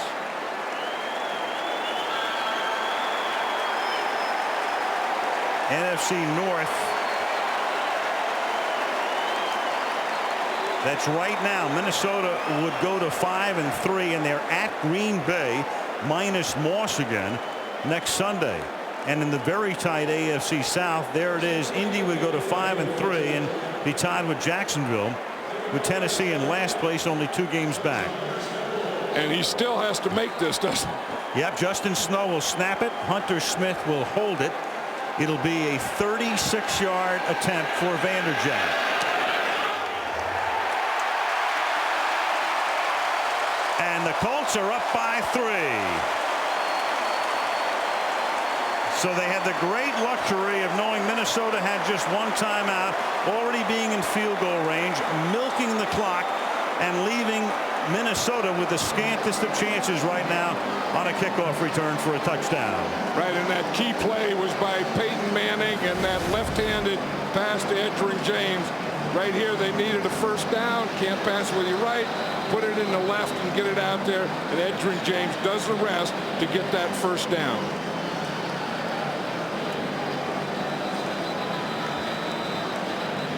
Well, that was true, wasn't it? It was true. The game is not quite over with 2 seconds left. But in the minds of some others, it's over. What do you think for the horse trailer? I think Peyton Manning for his whole game, but just based on that left-handed play, I think he has to be on there. I think what Edgerrin James does, I think. Yeah.